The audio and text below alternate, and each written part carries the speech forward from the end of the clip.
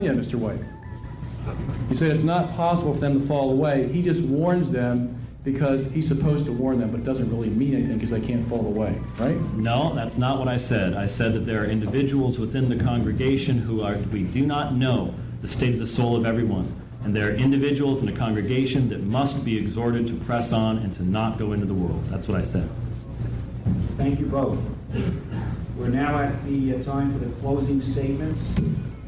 Each one is given 7 minutes. Robert, you're first.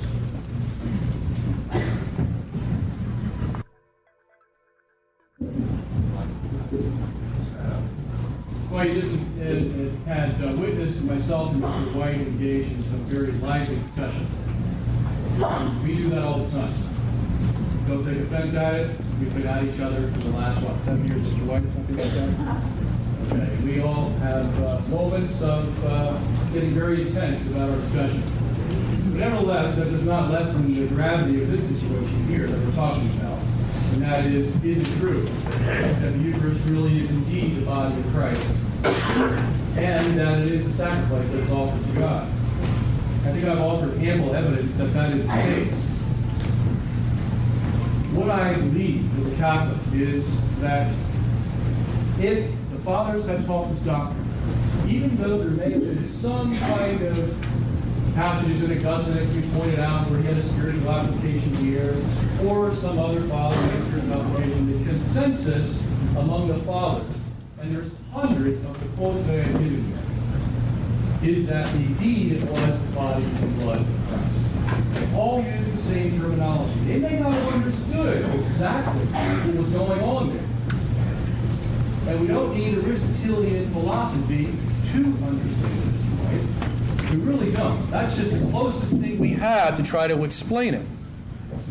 But the problem is that Mr. White has to avoid all the other fathers that talk about this Eucharist being the actual body and blood of Christ. You'll notice that he only picked on the ones that have some ambiguity in them, like Augustine. And Augustine had some ambiguity because he was a Platonist to begin with. Then he changed his mind and he started to work better with the church on this whole thing. I will admit that.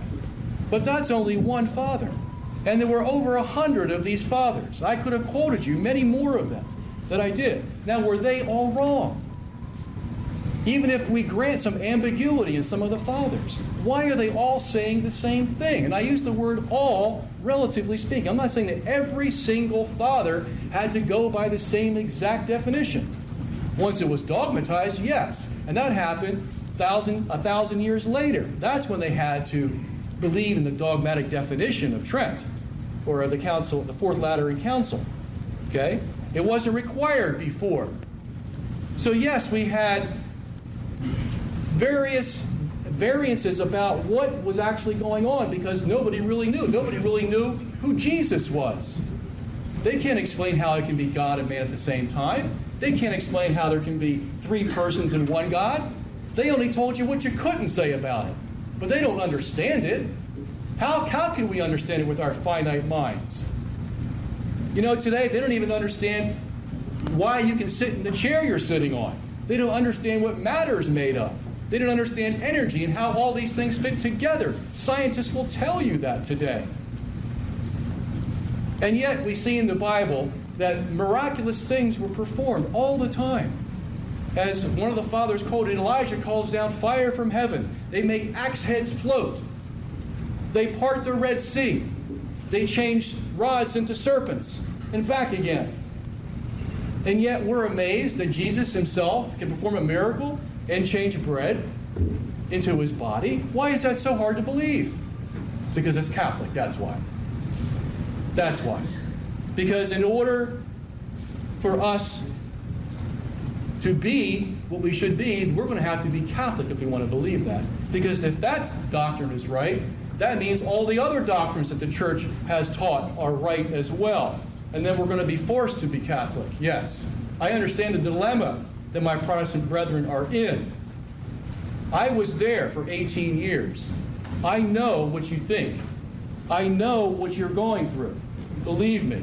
And I grew up as a Catholic for 19 years. I've been on both sides of the fence. And I know sir, I'll have to ask you to stop, okay? I know, in being on both sides of the fence, the problems on both sides of the fence. I know that. But what I do know is that despite all the problems you may see in the Catholic Church, and there's plenty of them, believe me, the dogma has never changed. Not one. And if I say this everywhere I go, if someone can show me one dogma that has changed in the Catholic Church, one, I will become a Protestant again. And I challenge any one of you to show me one. But there is none. And if truth is truth, truth will never change. It will always be the same. And that's what Jesus said to the apostles. The gates of hell will not prevail against it. I will send the Spirit of truth, and He will lead you into all truth. Now, Mr. White believes in the omnipotent Jesus who can save even against your will.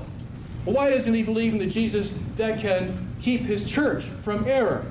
Is that an impotent Jesus? He wants his cake and eat it too again, you see. He wants Jesus to save everybody, but he wants his church to falter. The very church that he said he would build. That's a problem, you see. You can't have one without the other. Jesus promised that to us. The problem is with us. We have the truth because he gave it to us. We have the problem because of our sin.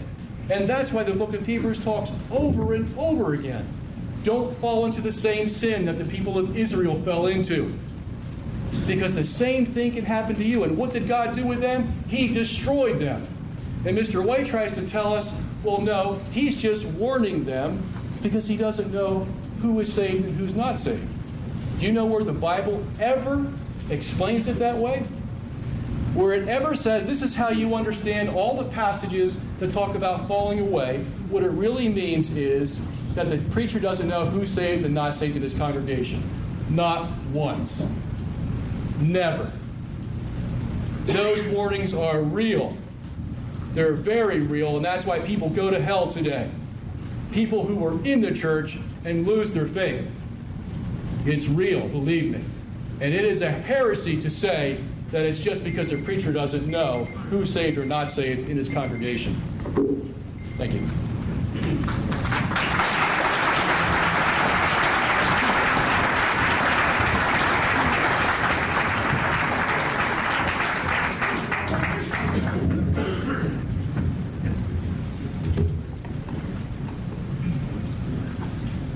The Catholic Church teaches that transubstantiation is a dogma that defines